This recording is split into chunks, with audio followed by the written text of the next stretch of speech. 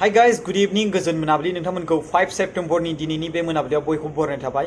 दिनैनि दिना जोंनि बर' हारिनि थाखाय गोबां खुसिनि दिन आरो रंजानाय दिन मानोना दिनै जों separate directorate of Bodo' medium अफिसखौ इन'ग्रेसन खालामबाय। ममता हजाया डाइरेक्टरेट जाहैबाय। बे दिनैनि खुसिनि दिनाव गोबां दुखुनि बाथ्राबो जाना थांबाय। दासो जोंनि बर' हारिया गोबां जौगाफुहांगासिनो दङ आरो फरायनाय लिरनायावबो गोबां जौगालांगासिनो दङ।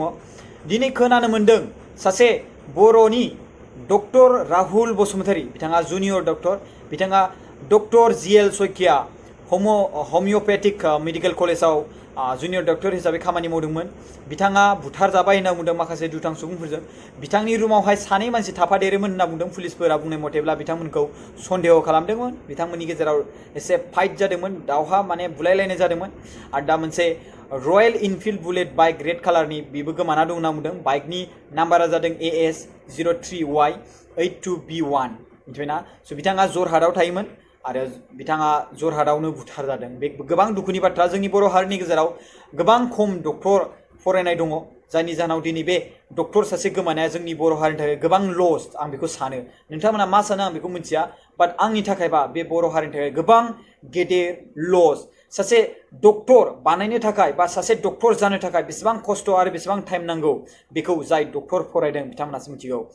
बाट बे दुखुनि गेजेराव सुखुआबो बेनो कि जोंहा दिनै separate directorate of Bodo' medium अफिसखौ इन'ग्रेसन खालामबाय।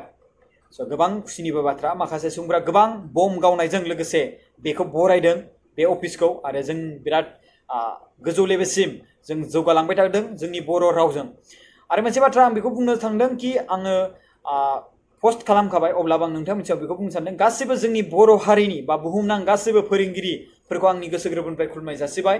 आरो बे फोरोंगिरि सानावहाय जों बयबो फोरोंगिरि सानखौ मानि थाखाय फालियो आं बिनि सोमोन्दै भिडिअ बानायखादों, नोंथांमोना नायबानो जाबाय। आरो लोगोसे सोरबा नायदोंब्लाथ' अलरेडि थेंक इउ स' माच। लोगोसे आं बेखौ बुंनो सानो जों गावनि फोरोंगिरिफोरखौ रेसपेक्ट खालामनांगौ आरो रेसपेक्ट खालामना बिथांमोनखौ खुसि दोननो नाजानांगौ। जेसेबांखिनि खुसि दोननो नाजायो अब्ला बिथांमोना जोंनो खुसिजों माखासे गियान एक्सट्रा नलेज आरो होनो नाजासिनबावो। जोंनो बै बे नलेजखौ नांसिनबावगौ।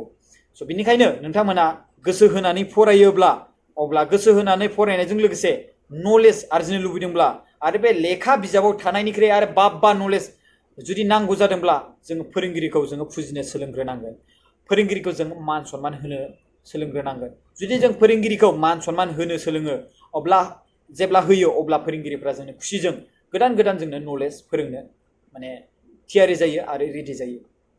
स' आं बेखौनो मोनाबिलि समाव दुखुजों सुखुजों बेखौनो आं नोंथांमोननि सिगाङाव भिडिअ बानायनानै फोरमायनाय थाबाय। स' धन्यबाद। गोजोनै आं नोंथांमोनखौ आलो गोजोनै थाथों आरो नोंथांमोना जानला मानला मानसिफोरखौ फोथायलाबायनो नाङा आरो हुसियार था आरो रांफोरखौबो हुसियारि ला। गोबां नकलि रांबो ओंखारगासिनो दङ। स' बेनि खेथ्रआव आं जानला मानला सोरनिबा नै बम गावनाय खोनाबावबाय आरोबाव आं दायो। स' सोरनिबा एकाउन्टआव माखासे फैसा ट्रेन्सफार खालामनायानो जा मा खालामनायानो जा बेफोरखौ गोबां हुसियारि खालाम। आरो लोगोसे जानला मानला बानायनायफोरखौबो उइदाउट रिसिप्ट नोंथांमोना बानायनाङा, ड्राइभिं लाइसेन्सआनो जा मायानो जा। स' थेंक इउ स' माच गाइस। खुलुमनाय थाबाय बयखौबो। जै बर' हारिनि जै, बर' राव गेवलांथों। थेंक इउ स' माच गाइस।